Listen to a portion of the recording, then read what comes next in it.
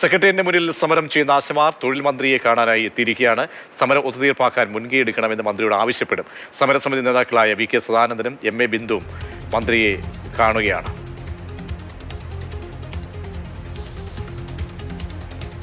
Jibin J B ചേരുന്നുണ്ട്. ജിബിൻ, വലിയ പ്രതീക്ഷ തൊഴിൽ മന്ത്രിയുടെ ഈ ഇടപെടൽ സംബന്ധിച്ച് ആശമാർക്കുണ്ടോ? ഇന്നത്തെ ചർച്ചയുടെ ഫോക്കസ് എങ്ങനെയായിരിക്കും? എന്താണ് ചർച്ചയ്ക്ക് പോകുന്നതിന് മുന്നോടിയായി ആശമാർ പറയുന്നത്?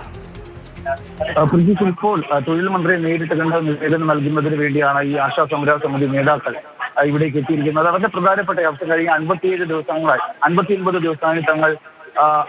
ദിവസമായി തങ്ങൾ ഇവിടെ സമരം അനുഷ്ഠിക്കുകയാണ്. 19 ദിവസമായി നിരാഹാര സമരം അനുഷ്ഠിക്കുകയാണ്. പക്ഷേ തങ്ങളുടെ ആവശ്യങ്ങൾ പരിഗണിച്ചുകൊണ്ട് അതിനൊരു ഒത്തുതീർപ്പിൽ എത്തുന്നതിന് വേണ്ടിയിട്ടുള്ള യാതൊരുവിധ നീക്കങ്ങൾ ഇതുവരെ സർക്കാരിന്റെ ഭാഗത്തുനിന്ന്, പ്രത്യേകിച്ച് ആരോഗ്യമന്ത്രിയുടെ ഭാഗത്തുനിന്നൊന്നും ഉണ്ടായിട്ടില്ല. കാരണം കഴിഞ്ഞ 3 തവണ ആരോഗ്യമന്ത്രിയുമായി സമരസമിതി നേതാക്കൾ കൂടിക്കാഴ്ച നടത്തിയിരുന്നു. ഏറ്റവും ഒടുവിലെ കഴിഞ്ഞ ദിവസങ്ങളിൽ ആരോഗ്യമന്ത്രിയുമായി മറ്റ് തൊഴിൽ സംഘടനകൾ, പ്രത്യേകിച്ച് ട്രേഡ് യൂണിയനുകൾ, സംഘടനകളുമായി ചേർന്ന് ആരോഗ്യമന്ത്രിയുമായി ഒരു കൂടിക്കാഴ്ച നടത്തിയിരുന്നു. അന്നും തങ്ങളുടെ ആവശ്യങ്ങൾ പരിഗണിക്കപ്പെട്ടില്ല. മറ്റ് കാര്യമെന്ന് പറയുന്നത് ഈ ട്രേഡ് യൂണിയൻ നേതാക്കൾ, പ്രത്യേകിച്ച് INTUC CIT, അവർ മന്ത്രിയോടൊപ്പമാണ്. ആരോഗ്യമന്ത്രി പറയുന്ന കാര്യങ്ങളിലാണ് അവർ ഉറച്ചു നിൽക്കുന്നത്. ഈ പഠന സമിതി വയ്ക്കണമെന്നുള്ള ആവശ്യം പോലും അങ്ങോട്ടേക്ക് വെച്ചത് INTUC ആണ്. അപ്പോൾ മറ്റ് ട്രേഡ് യൂണിയനുകൾ തങ്ങളോടൊപ്പമല്ല.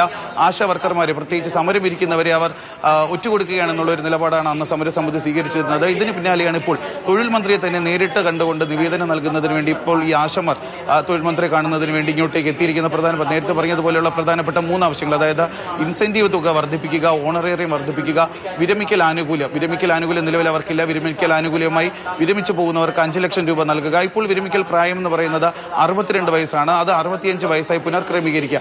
ഇത്രയും ആവശ്യങ്ങളാണ് ഇവർ ഇപ്പോൾ ഈ ഒരു നിവേദനത്തിൽ ഉൾപ്പെടുത്തിയുള്ളത്. എന്തായാലും 3 മണിക്ക് തന്നെ ആശാ വർക്കർമാർ ഈ തൊഴിൽ വകുപ്പ് മന്ത്രിയെ കാണുന്നതിന് വേണ്ടി ഇങ്ങോട്ടേക്ക് എത്തിയിട്ടുണ്ട്. മന്ത്രി അല്പസമയം മുമ്പ് ഓഫീസിലേക്ക് കയറിപ്പോയിട്ടുണ്ട്. ഇനി നമുക്ക് കാത്തിരിക്കുന്നത് ഈ തൊഴിൽ മന്ത്രി കണ്ടതിന് ശേഷം, ഈ നിവേദനം തൊഴിൽ മന്ത്രിക്ക് സമർപ്പിച്ചതിന് ശേഷമുള്ള തൊഴിൽ മന്ത്രി എന്ത് പ്രതികരണമാണ് അവർക്ക് നൽകിയത് എന്നുള്ള ഒരു കാര്യം അറിയുന്നതിന് വേണ്ടിയിട്ടാണ് ഇപ്പോൾ ആശാ വർക്കർമാർ